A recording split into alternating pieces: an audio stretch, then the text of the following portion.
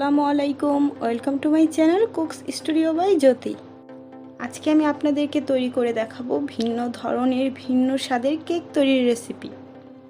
সেটা হচ্ছে তালের পাউন্ড কেক। এখন তো বাজারে প্রচুর তাল পাওয়া যাচ্ছে।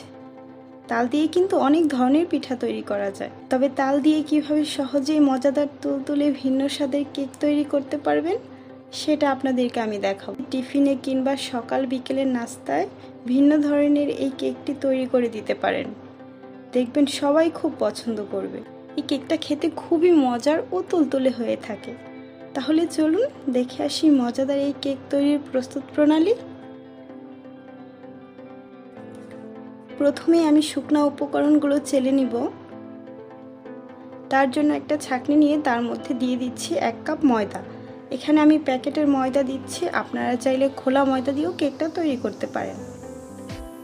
আরও দিচ্ছি 1/3 কাপ গুঁড়ো দুধ, 1 চা চামচ বেকিং পাউডার ও 1 চিমটির পরিমাণ লবণ। এখন সবগুলো উপকরণ চেলে নিতে হবে।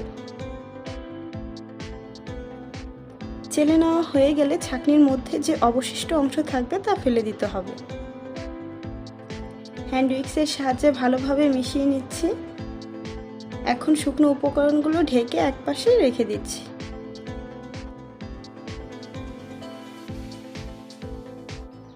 এখন একটি মিক্সিং বোলে 2টি রুম টেম্পারেচারে থাকা ডিম নিয়ে নিচ্ছি। ডিম যদি ফ্রিজে থাকে 1 ঘন্টা আগে নামিয়ে রাখতে হবে। তার সাথে দিয়ে দিচ্ছি 1/2 কাপ চিনি। এখন হ্যান্ড উইক্স দিয়ে অনবরত নাড়তে হবে।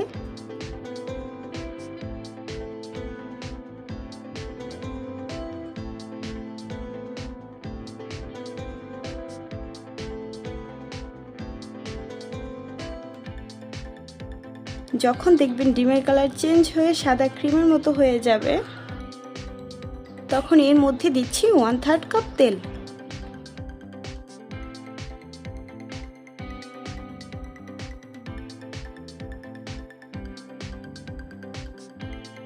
হাফ কাপ তালের রস এখন একটু মিশিয়ে নিচ্ছি।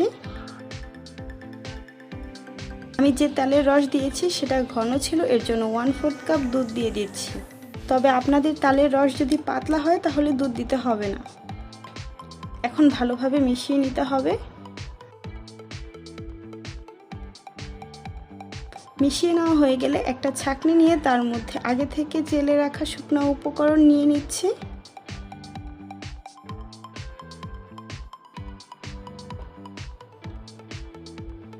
এখন শুকনো উপকরণ চেলে ডিমের ফোমের সাথে আলতো হাতে মিশিয়ে নিচ্ছি। তবে চেষ্টা করবেন একবারে সব শুকনো উপকরণ না দিয়ে 2 বারে দিয়ে আলতো হাতে একটু সময় নিয়ে মিশিয়ে নিতে।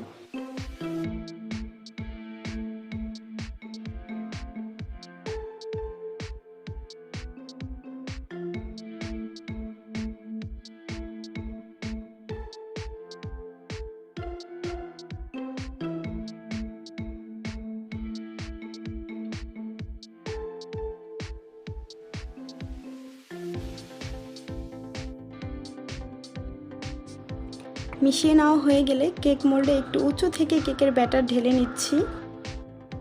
এই কেক মোল্ডে আগেই তেল ব্রাশ করে লেখালেখির কাগজ বিছিয়ে রেখেছিলাম। কেকের ব্যাটার ঢালা হয়ে গেলে একটু ট্যাপ করে বেক করে নিতে হবে। আগে থেকে হাঁড়িটা 5 মিনিট চুলার জাল বাড়িয়ে প্রিহিট করে নিয়েছি। এখন কেকের মোল্ড দিয়ে চুলার আঁচ লো করে বেক করে নিচ্ছি 45 মিনিট। 45 মিনিট পর কাঠির সাহায্যে চেক করে নিচ্ছি কেকটা হয়েছে কিনা। কাঠিটা পরিষ্কার বের হয়েছে, তার মানে কেকটা হয়ে গেছে।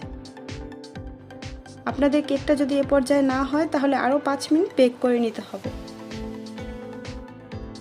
এখন কেকটা ঠান্ডা করে মোল্ড আউট করে নিতে হবে। কেকের উপরের কাগজ সরিয়ে নিচ্ছি। দেখেই নিশ্চয়ই বুঝতে পারছেন কেকটা কতটা পারফেক্ট হয়েছে। এবার কেটে কুটে খাওয়ার পালা।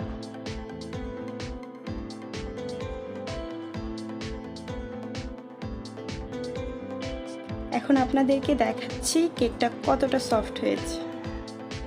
এই কেকটা খেতেও কিন্তু ভীষণই মজার হয়েছে। বাসায় অবশ্যই তৈরি করবেন, দেখবেন বাচ্চা থেকে বড় সবাই খুব পছন্দ করবে। আজ এ পর্যন্তই। রেসিপিটি যদি ভালো লাগে তাহলে একটি লাইক দিয়ে আপনাদের মূল্যবান মতামত কমেন্টের মাধ্যমে জানাতে কিন্তু ভুলবেন না। নিত্য নতুন মজাদার সব রেসিপি পেতে চ্যানেলটি সাবস্ক্রাইব করে পাশে থাকা বেল বাটনটা ক্লিক করে দিবেন, যাতে করে আমি কোনো ভিডিও আপলোড দিলে তার সাথে সাথে আপনাদের কাছে পৌঁছে যায়।